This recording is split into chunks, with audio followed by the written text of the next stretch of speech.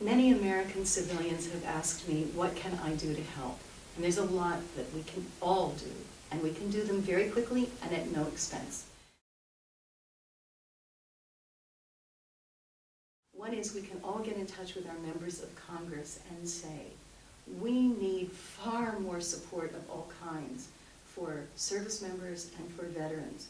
That means more financial support for them, for housing, more help in getting jobs. Veterans' rates of unemployment are just abysmal.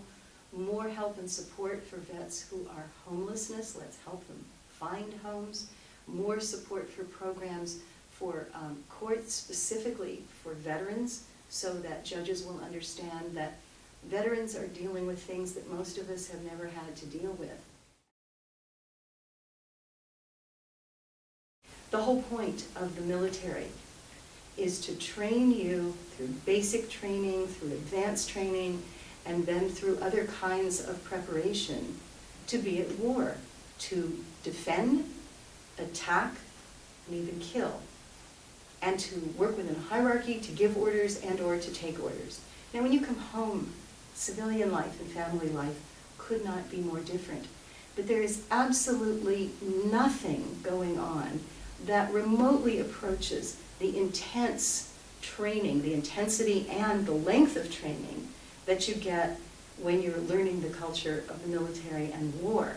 And we need to be talking about what is it like to come back to a completely different world. We can't just throw people into this. We have to talk all the time about how it must be so tough to come back to this completely different culture, and help the vets acknowledge that and have everybody around them understand that and find ways to make that transition easier.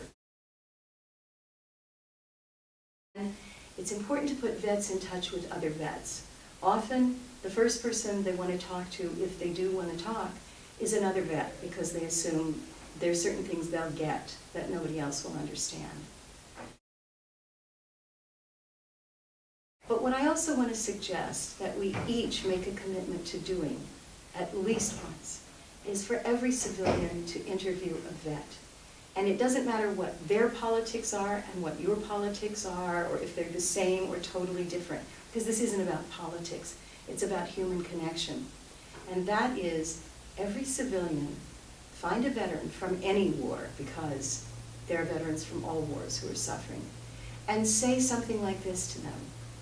As an American whose government sent you to war, I take some responsibility for listening if you want to talk to me, and for listening for as long as you want to talk, to what it was like for you over there, and how it's been for you since you've come back, and I will not judge.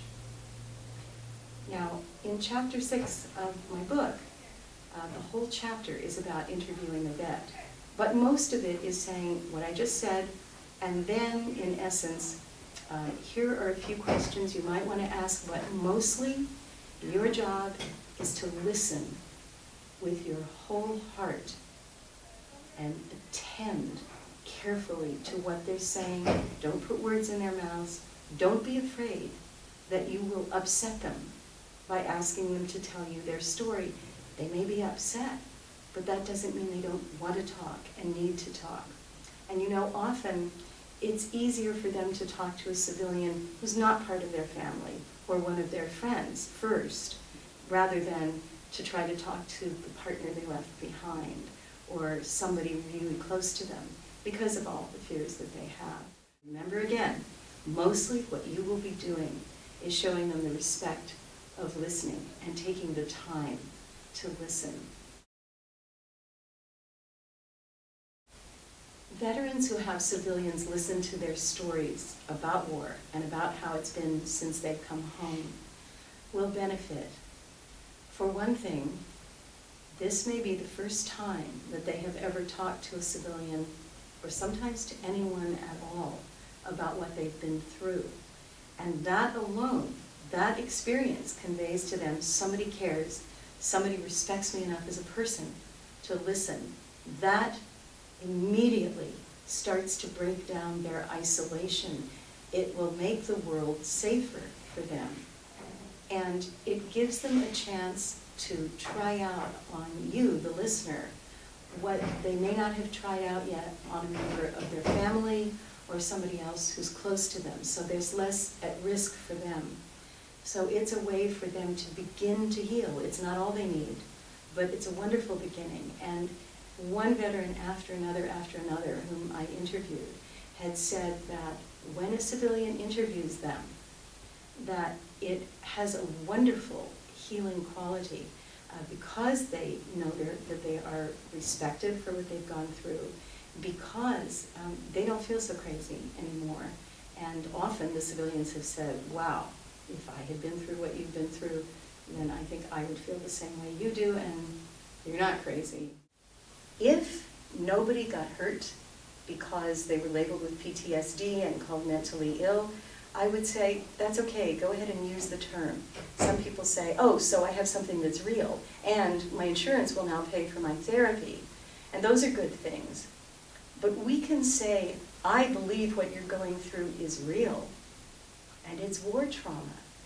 It's as old as classical literature. It's been written about for thousands of years. And so we can tell people that we believe them, we respect what they have gone through and are going through, and we can really feel for them. And then we can go ahead and say, but I don't think what you have is a mental illness. I think if I had been through what you're going through or what you've gone through, I would feel what you're feeling. And that is often in itself the most healing thing that you can do.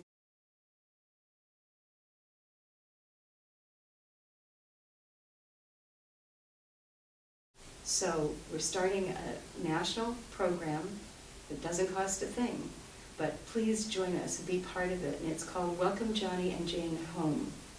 Every civilian listen to a vet. And that way, a number of things will happen. One is we will no longer be a nation that's illiterate about war. And so when our government wants to take us to war, we will be better informed about what that means, because it sure goes beyond clean-cut soldiers, well-trained, patriotic, but that doesn't tell you the horrors of war. And so when we're making decisions about whether or not to support a war, we need to keep in mind that people at West Point say, you know, war should be the last resort. And so when we send the military to war, these are our decisions, and they're decisions made by our government. And when we put Americans' lives at risk, we need to have heard from the people who've been there what it is that this really means. So we will become better educated about war. Secondly, we will create a better community, a better national and local community in which vets will live. And that will be because they won't have to worry whether there's anybody around here who could possibly understand what they've been through. And no, we weren't there, but we can understand a lot just by listening. And then we will, by listening to these stories, we will help reduce the veterans' painful isolation.